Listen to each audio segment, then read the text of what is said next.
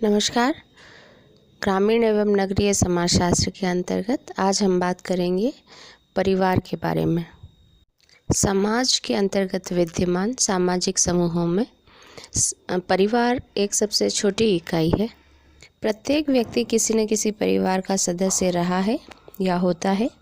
समाज में परिवार ही सबसे महत्वपूर्ण समूह है जो कि व्यक्ति का समाजीकरण भी करता है। मनुष्य की समस्त सामाजिक संस्थाओं में परिवार एक आधारभूत और सर्वव्यापी सामाजिक संस्था है। संस्कृति के सभी स्तरों में, चाहे वे विकसित हों या निम्न, किसी न किसी प्रकार का पारिवारिक संगठन अवश्य पाया जाता है। शारीरिक आवश्यकताओं और काम वासना की पूर्ति ने ही परिवार को जन्म दिया है। परिवार ही नवजात शिशुओं और गर्भवती स्त्रियों की देखभाल करता है।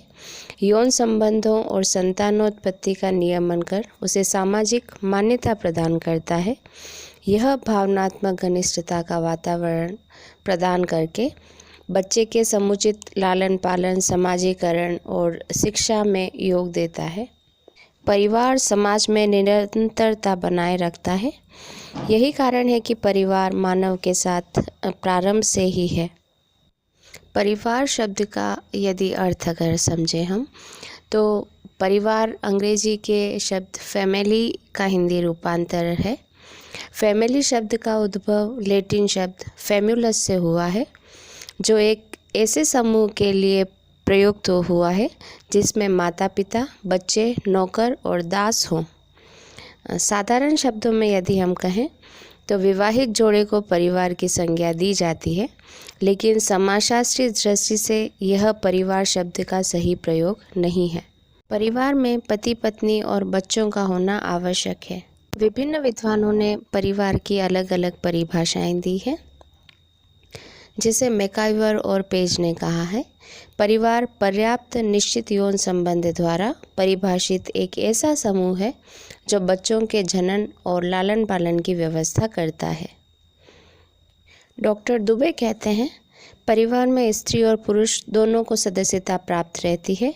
उनमें से कम 2 विपरीत यौन व्यक्तियों को यौन संबंधों की सामाजिक स्वीकृति रहती है और उनके संसर्ग से उत्पन्न संतान परिवार का निर्माण करते हैं। परिवार की परिभाषा देते हुए जेपी मर्डॉक कहते हैं, परिवार एक ऐसा सामाजिक समूह है जिसके लक्षण सामान्य निवास, आर्थिक सहयोग और जनन है।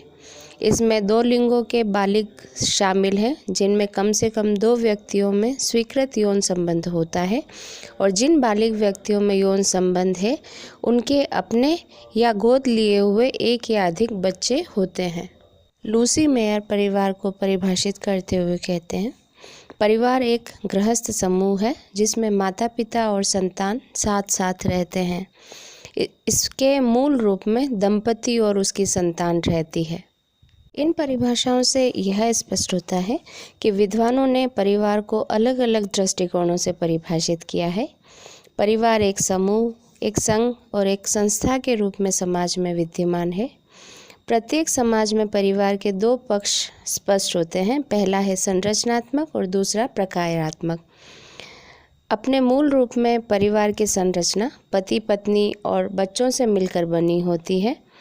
इस दृष्टि से प्रत्येक परिवार में कम से कम 3 प्रकार के संबंध विद्यमान होते हैं। पहला पति पत्नी, दूसरा माता पिता एवं बच्चे और तीसरा भाई बहन के संबंध।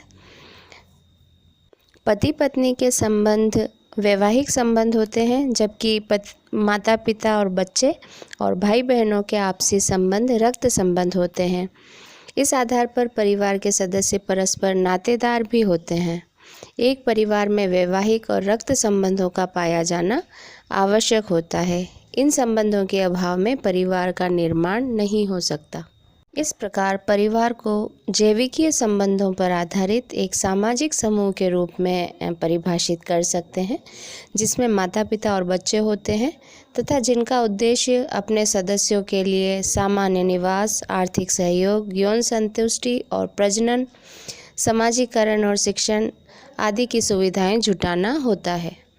अब हम बात करते हैं ग्रामीण और नगरीय परिवारों की।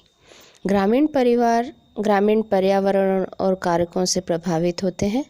कृषि की प्रधानता और प्रकृति पर निर्भरता ग्रामीण समाज की मूल विशेषताएं हैं जो परिवार को भी प्रभावित करती हैं। गांव का मुख्य व्यवसाय कृषि होता है, इसलिए विश्व के सभी कृषि प्रधान समाजों में परिवार का संयुक्त रूप देखने को मिलता है।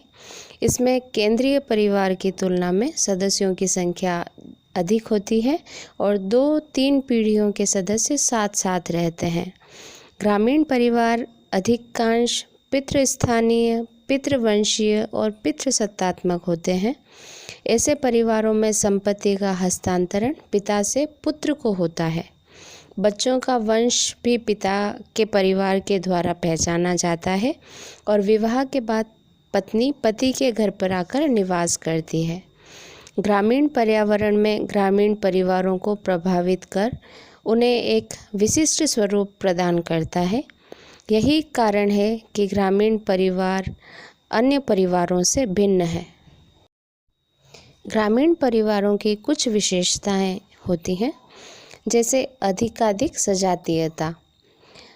देसाई कहते हैं कि ग्रामीण परिवार नगरीय परिवारों की तुलना में अधिक सजातीय, स्थिर, संगठित तथा सजीव रूप से कार्य करने वाला होता है। परिवार में पति पत्नी, माता पिता और बच्चों के बीच पाए जाने वाले संबंध शहरी परिवारों की अपेक्षा अधिक स्थिर और घनिष्ठ होते हैं। सदस्यों के विचार, विश्वास, आदर्श, मूल्य और कार्य करने के तरीकों में समानता पाई जाती है। दूसरी विशेषता है कि गांव में संयुक्त परिवारों की प्रधानता रहती है। ग्रामीण परिवारों में संयुक्त परिवार अधिक संख्या में होते हैं। ऐसे परिवारों में 3 या अधिक पीढ़ियों के सदस्य साथ साथ रहते और खाते पीते हैं। उनकी संपत्ति सामूहिक होती है और वे सभी सामान्य पूजा में भाग लेते हैं। ऐसे परिवारों में कई बार विवाह संबंधी और अन्य नातेदार भी आकर रहने लगते हैं। विधवा और परित्यक्ता बहन और बेटियां भी वापस पिता के संयुक्त परिवार में आकर रहने लगती हैं। परिवार के सभी सदस्य परस्पर अधिकारों और दायित्वों से बंधे होते हैं। ग्रामीण परिवारों की तीसरी विशेषता होती है कृषक गृहस्थी पर आधारित, यानी ग्रामीण परिवारों का मुख्य व्यवसाय कृषि है। परिवार के सभी सदस्य कृषि कार्य में लगे होते हैं, इसलिए ही ग्रामीण परिवारों को कृषक परिवार भी कहते हैं। कृषक गृहस्थ को बल प्रदान करने में नातेदारी संबंध, सामूहिक निवास, सामूहिक भूमि और आर्थिक क्रियाओं का सामूहिक रूप से संपन्न करना महत्वपूर्ण कारण है। परिवार की भूमि सामूहिक होने से सभी सदस्य सहयोग द्वारा उस पर कार्य करते हैं। ग्रामीण परिवार एक आर्थिक इकाई भी है जिसका संचालन परिवार का वयोवृद्ध व्यक्ति करता है। सामूहिक निवास सदस्यों में समान मनोवैज्ञानिक लक्षणों को उत्पन्न करते हैं। ग्रामीण परिवार अधिक अनुशासित और परस्पर निर्भर होते हैं। वहाँ बड़े बुजुर्गों का पूरा सम्मान किया जाता है और उनकी आज्ञा का उल्लंघन करने पर सामाजिक निंदा का सामना करना पड़ता है। परिवार का सबसे वयोवृद्ध व्यक्ति सभी सदस्यों पर नियंत्रण रखते हैं। परिवार ही व्यक्ति की सामाजिक, आर्थिक, राजनीतिक और मनोरंजन संबंधी आवश्यकताओं को पूरा करता है। इसलिए सदस्यों में परस्पर निर्भरता पाई जाती है। बीमारी, बुढ़ापा और कठिनाई के समय सभी सदस्य एक दूसरे की सहायता करते हैं। नगरों की तरह गांवों में विशिष्ट हितों की पूर्ति करने वाली द्वितीयक संस्थाएं नहीं होती हैं, इसलिए परिवार के सदस्य ही एक दूसरे की आवश्यकताओं की पूर्ति में सहयोग प्रदान करते हैं। इससे पारस्परिक निर्भरता और बढ़ जाती है। ग्रामीण परिवारों में व्यक्तिगत भावना के स्थान पर सामूहिक चेतना पाई जाती है। परिवार का जो अहम है वह सबसे ऊंचा होता है। परिवार के किसी सदस्य के द्वारा घृणित और निंदनीय कार्य करने पर सारे परिवार की प्रतिष्ठा को आँच आती है। इसी प्रकार से परिवार के किसी सदस्य द्वारा प्रशंसनीय कार्य करने पर परिवार की प्रतिष्ठा बढ़ जाती है। ग्रामीण परिवारों में पिता की सत्ता पाई जाती है। ये परिवार अधिक संगठित और अनुशासित होते हैं क्योंकि परिवार के मुखिया का सदस्यों पर नियंत्रण होता है। परिवार का मुखिया या कोई अन्य वयोवृद्ध पुरुष होता है, वही परिवार में आयु व लिंग के आधार पर कार्यों का विभाजन करता है। परिवार के सदस्यों के विवाह का प्रबंध, संपत्ति की देखरेख, शिक्षा, भरण पोषण, ये सभी कार्य उसी के जिम्मे होते हैं। गांव पंचायत और जाति पंचायत में मुखिया ही परिवार का प्रतिनिधित्व करता है। पारिवारिक विवादों को भी वही सुलझाता है। ग्रामीण परिवार के मुखिया की विभिन्न भूमिकाओं का उल्लेख करते हुए A.R. देसाई ने कहा था कि परिवार के मुखिया को परिवार के शासक, पुरोहित, गुरु, शिक्षक तथा व्यवस्थापक होने की सत्ता और अधिकार रहे हैं। ग्रामीण परिवार के सदस्य कृषि कार्य या कुटीर व्यवसाय में परस्पर सहयोग करते हैं। प्रत्येक दिन को वे व्यावहारिक रूप में साथ साथ व्यतीत करते हैं। हर व्यक्ति अपनी योग्यता और क्षमता के अनुसार कार्य को पूरा करने में प्रत्यक्ष योग देता है, इसलिए उनके परिवार में घनिष्ठ सहभागिता पाई जाती है। ग्रामीण समाज की अगर हम बात करें तो गाँवों में संयुक्त परिवार प्रणाली भारतीय समाज की प्रमुख विशेषता रही है। प्रारंभिक काल से ही हिंदू समाज व्यवस्था में ग्रामीण समाज एक आधारशिला के रूप में कार्य करता है। ग्रामीण भारत में ऐसे परिवारों की अधिकता रही है जिसमें दादा दादी, माता पिता, पुत्र और पौत्र साथ साथ निवास करते हैं, जिनकी संपत्ति सामूहिक होती है और जो सामूहिक रूप से आर्थिक क्रियाओं में भाग लेते हैं तथा पूजा और उत्सव का आयोजन भी सामूहिक रूप से ही करते हैं।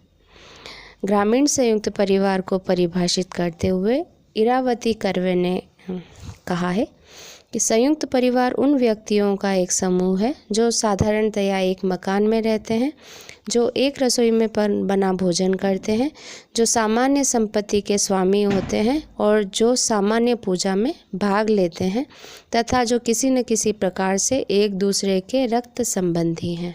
Doctor I.P. देसाई संयुक्त परिवार को परिभाषित करते हुए कहते हैं कि हम उस परिवार को संयुक्त परिवार कहते हैं जिसमें मूल परिवार से अधिक पीढ़ियों के सदस्य यानी 3 या अधिक पीढ़ियों के सदस्य रहते हैं और जिसके सदस्य एक दूसरे से संपत्ति, आय और पारस्परिक अधिकारों तथा कर्तव्यों द्वारा संबद्ध हो। डॉक्टर दुबे संयुक्त परिवार को परिभाषित करते हुए लिखते हैं, यदि कई परिवार एक साथ रहते हों और उनमें निकट का संबंध हो, एक ही स्थान पर भोजन करते हों और एक आर्थिक इकाई के रूप में कार्य करते हों, तो उन्हें सम्मिलित रूप में संयुक्त परिवार कहा जा सकता है। इस प्रकार यह स्पष्ट होता है कि संयुक्त परिवार में एकाकी परिवार की तुलना में सदस्यों की संख्या अधिक होती है। यह एक आर्थिक इकाई के रूप में कार्य करता है। धार्मिक व सामाजिक दृष्टि से भी यह एक इकाई की तरह ही कार्य करता है और इसके सदस्य परस्पर रक्त संबंधों से संबंधित होते हैं। आज का ये वीडियो हम यहीं समाप्त करते हैं। ग्रामीण संयुक्त परिवार की विशेषताएं और नगरीय परिवारों के बारे में हम अगले वीडियो में बात करेंगे।